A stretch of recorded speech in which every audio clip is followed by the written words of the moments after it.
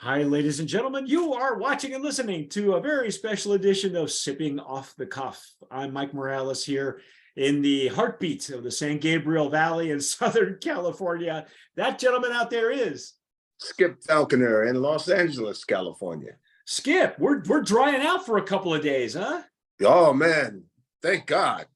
Yeah, no kidding. Your house isn't sliding down any hills or anything. No, right? no, I'm in flatland. Yeah, good. Me too. The only thing I've got is I got a backyard that kind of floods a little bit, so we have our handyman kind of he hooked us up with a fountain pump, and it pumps all the water out into the street. So Okay. so we're good. I'm excited today because Skip and I have a brand new mezcal. You folks have not even seen this yet. It is so new. It was brought to our attention by some good friends that we have in Colorado who are helping them out to premiere and to launch their brand in the United States. This mezcal is called Sin Pena, which means what, Skip? No shame. No shame. I love it. This is I'll give you some quick ins and outs. It's an 80 proof, so it's a good starter. It is Espadin. Magay is of course the Spanish word for agave, and it's Espadins, which is the closest it's closest related to agave, to blue agave. I like their packaging, Skip. Don't you? I do too. Okay, well then, I you know was what? gonna say, That's it. Brand of promise in packaging. I think packaging. it's very simple. It's elegant. Small bottle. And here's the best part. Before we came on camera, I go, okay, I wonder how tough it is to get this cork off, right? And it's a screw top. It just comes right off. You remove the little decal, And you can keep it. Yeah, and it's oh, okay, it just pops right off. Let me try and do that. Okay, look at you. See. I'm still trying to unscrew this. I knew I was going to have a problem with this. Hang on, folks. There we go. Oh, okay. Yeah. See, it's very elegant. It's very nice. For the type of let's put it this way. They didn't spend a whole lot of money on their packaging, and they can't because they're launching a brand new brand. That means to me that the booze is going to do all the talking. So I am going to pour mine in a Stasso Jarrito that I use for mezcal, even though it's an 80 proof, but I like using it. It's got a wider mouth. I'm gonna pour mine in a handcrafted Glencairn single barrel. Okay. Look at you, all fancy and everything. I'm so glad that you are right on top of things here, because I actually have a Glencairn and I use it on occasion. It's I love it for mezcals that are higher proof, and it's a Glencairn Canadian blended whiskey glass, and it's got a similar to that look, but it's got a much wider mouth. Yeah, much wider mouth surface, and I've told Skip before, the agave mezcals usually have a lot more floral and earth to them, and a little more intensity than tequila, so. We're probably better off using a different glass for mezcal all the way around. What are you getting on the legs and tears, Skip? they're very runny, not very clingy. Right. Not a bad thing. I mean, not a bad thing at all. No, this is an artisanal mezcal, folks, and so. I was telling Skip off camera that we have a real simple rule that you follow if you're not so sure about the categories and how they qualify. An ancestral mezcal is done the old-fashioned way. I mean, it's all done by hand, including the maceration or with a taona.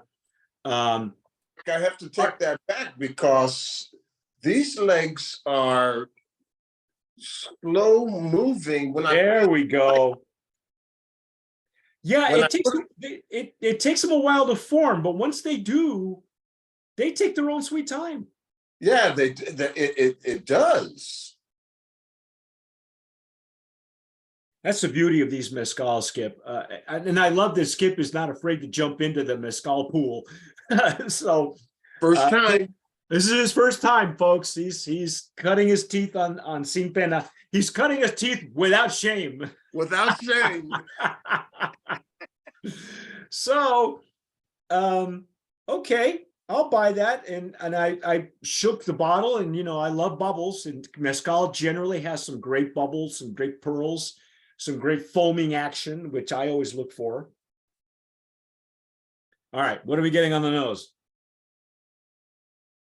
Ooh, Get a little bit of alcohol. wow. Okay. And this mezcal has been sitting on my living room floor for at least a week. So it hasn't been there that long. We have a lot of stuff on my floor to go through. Oh man.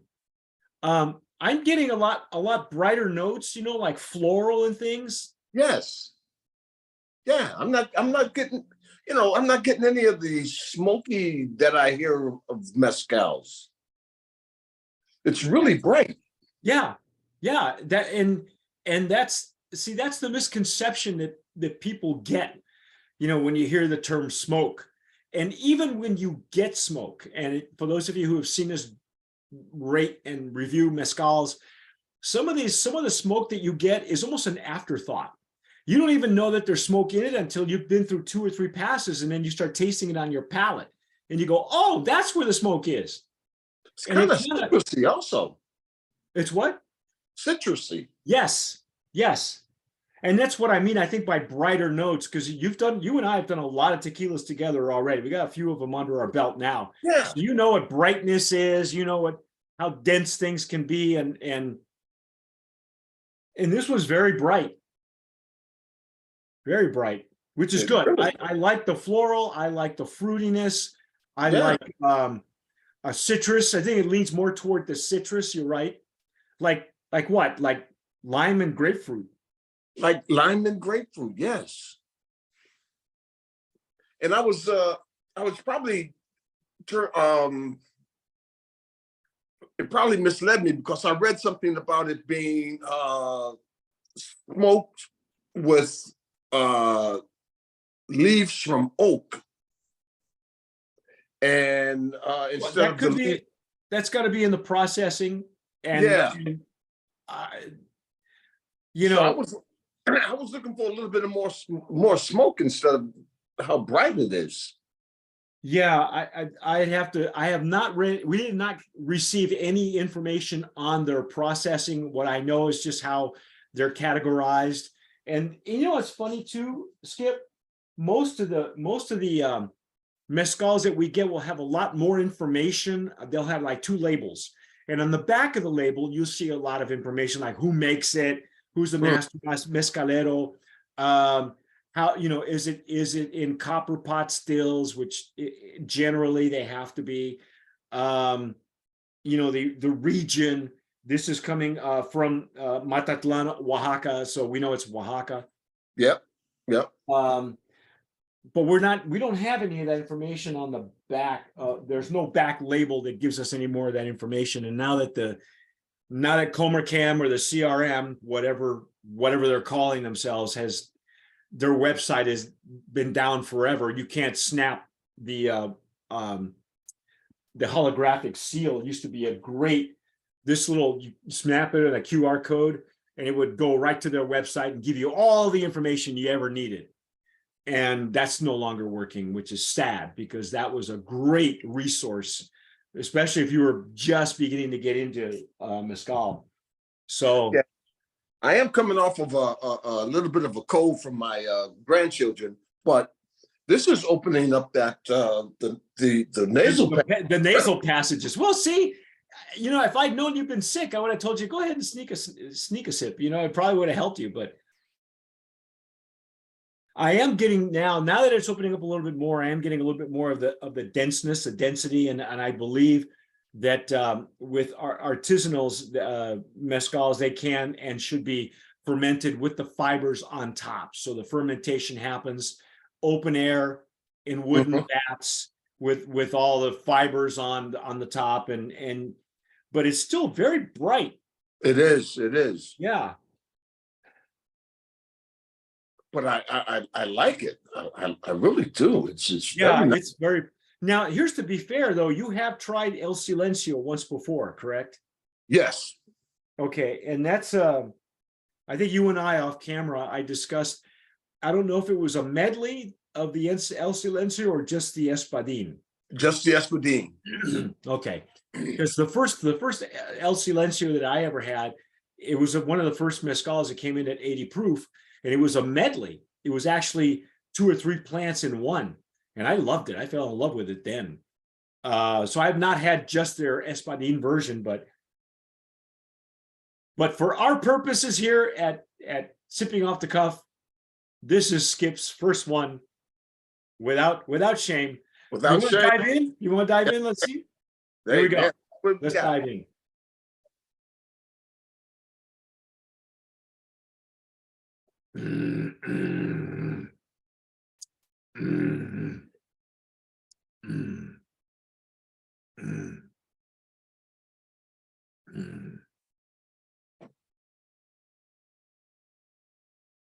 That was just my first pass, but I got a lot of the plant denseness that I was looking for. Yeah, we didn't get on the nose. And again, mezcals take a lot longer to open up. That's why it's always good to use a different glass, a regular Glencairn or a Jarrito with a much wider mouth like this one is. I did get that pepper. I did get that pepper, and I did get some smokiness up front. Right? Yeah. See, and that's, to me, the smoke that people complain about, or that they used to complain about, they just parrot or spew nowadays. What it does, if it's done right, is what glycerin does to tequila. If you're going to use glycerin, the reason they use glycerin is because it sticks to your palate. It adds a little bit more sweetness, and the more passes you have, the sweeter it gets on your tongue. There is a sweetness right in the center. Right. But that's plant sweetness. What I'm saying about the smoke is that the more passes you have, the smoke starts to do its job. It starts to coat the palate in a much more natural way. And it doesn't make itself known right off the bat. It shouldn't. Hey, without shame, this is good. Yeah. How's your finish? I've only had one pass. That's a great long finish, man. It's a medium to long finish. Yeah. Is it opening up your chest cavity now? I didn't know you'd been sick. I would have told you, dude, just do some mezcal or some tea or something. You'd have been fine. My goodness. Man. Yes. And it's still not opening up. They're still not giving me a lot of smoke. Barely. I don't know. How are you getting your alcohol? Because I'm not getting hardly any. I'm not getting any alcohol now. In the beginning, I got a little bit of alcohol, but right now, no. No, it's opened up completely. It's a lot brighter than, and I've done several mezcals with a lot of the other TJs, and some artisanal mezcals with Espadin are bright, and that's generally the way they go. Or they start bright and then they end with a lot of denseness from the plant, or they go dense all the way. And it's always the same plant. Doesn't matter who it is, where it comes from. Well, yeah, it does matter, because it's never the same, is what I was getting at. You can have a different maker, a different recipe, same plant, same way to make it, whatever. And it's you never know what you're going to get. Because it is like a box of chocolates. You don't never know what you're going to get.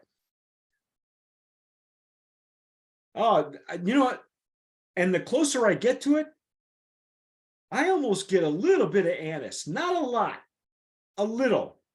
It kind of borders between anise and, like you said, green pepper. It's like a bell pepper. Yeah. Oh, that's weird, man. That second pass that I just took, I did get some anise.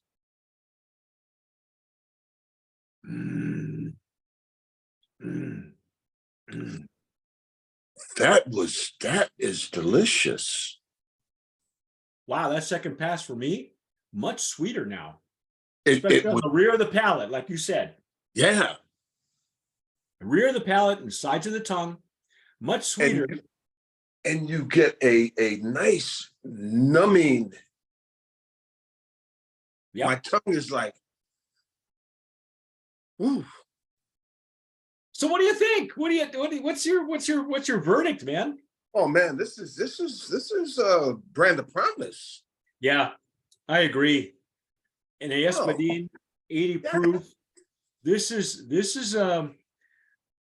you know, and it's funny, it's bright, but it's really full bodied. It's not a frou-frou 80 proof No, Espadin. no. Wow. I got This, it. I got to dive back in. Because the legs and tears have opened up a little bit more for me. Now they're getting a little thicker. You notice your glass is a little thicker on the legs and tears? well, see, I gotta pour more. Ah, you dog. This is still my first pour. You know, and these glasses you don't need a lot. And this is really lovely. It It's is. really lovely. It's not so dense that it's going to turn you off if you're not used to what you're getting. People confuse denseness, the denseness of the plant with the fibers of fibrousness that I call it, with smoke. It's not smoke, folks. And this is way brighter than I suspected. Yeah, but now you know what? On the second pour, I don't get as much as the brightness as I did when I first nosed it. Yeah. And that's generally the case. It just keeps evolving in the glass and in your bottle now that it's had a chance to have oxygen, because these were screw top taps, so they generally keep, there's no seepage when it in or out when they get delivered or until you open it, not like there would be with a cork. Now, Mike, when they say this is a Joven, Right, a Joven Espadin means that Joven Espadin, yeah. that it's not aged. So in Mezcal jargon, a Joven means it's unaged. Uh-huh. In tequila, a Joven means that it's a Joven avocado, which means it's blanco mixed with a repo or an añejo or an extra añejo. Right. And as you know, that's a category that's kind of been lost. It's an official category under the normas of the CRT of tequila making, but it's kind of forgotten. It's kind of like that redheaded stepchild, that nobody wants. And I think it's underrated because everybody's going for the Cristalino. And I think they should make more Jovens, because a good Joven. Yeah. Rick and I had a good Joven 2 years ago called Trece Colonias. Spectacular. So well done that we said, why bother with Cristalinos when you can have a great Joven if you know how to make it right? Exactly. And you've got some old school Casanoble. Remember when Casanoble had a Joven? Yeah. That was so sought after, you can't even find them anymore. So Joven in Mezcal means unaged. Unaged. Okay.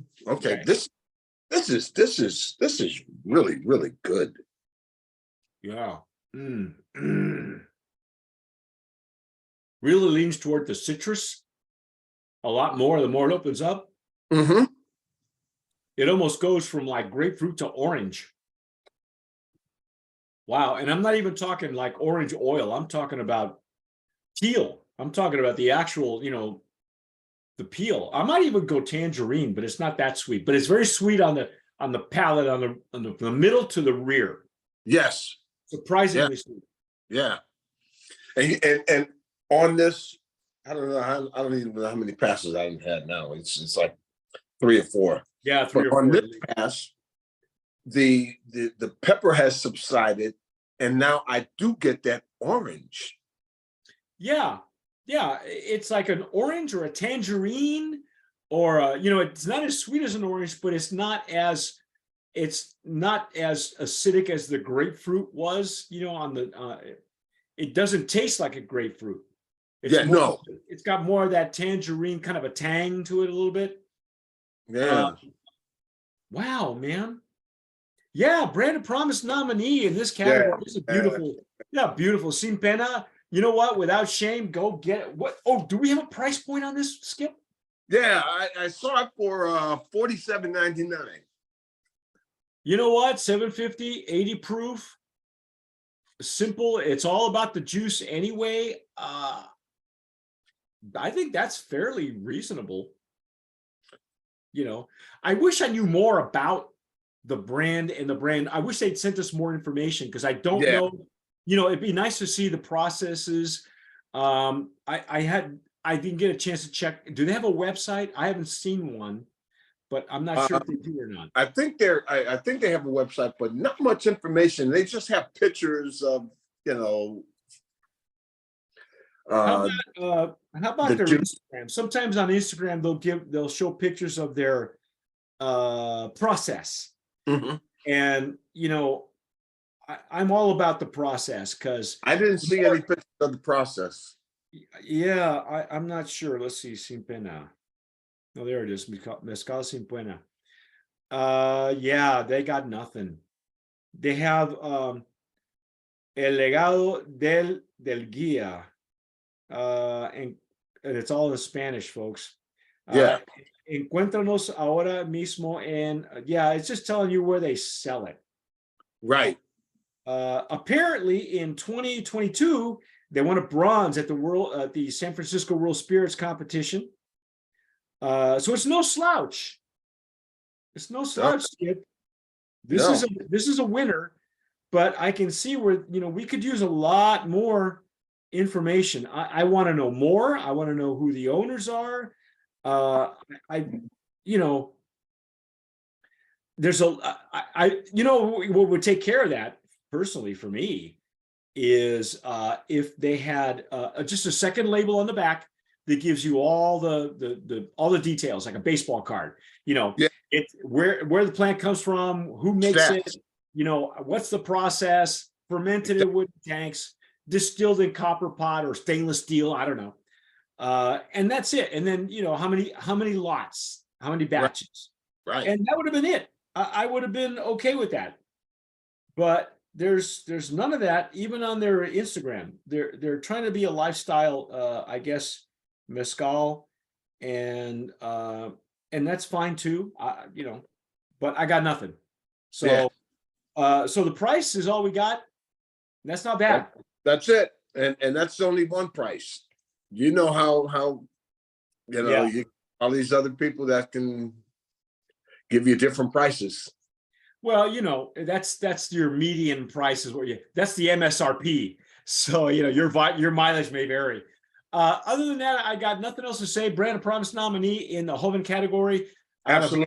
Out of Oaxaca. It's called Sin Pena. And folks, if you're listening to us on the podcast or you're watching us on our YouTube channel, leave us a comment down below. If you've had this, maybe you had it in Mexico, maybe you found it someplace. Tell us what you're doing with it, how much you're paying for it. Maybe you guys know more about the process than we do because they're not giving us anything. But I suspect that this one's going to make a big splash very, very soon. I'm glad that we were made aware of this through our sources, friends of ours at Tequila Aficionado. You know what? Without shame, Brand of Promise nominee. Go get it. It's awesome. Tell us what you're doing with it. I'm Mike Morales here in the San Gabriel Valley of Southern California. That guy out there is Skip Falconer in Los Angeles, California.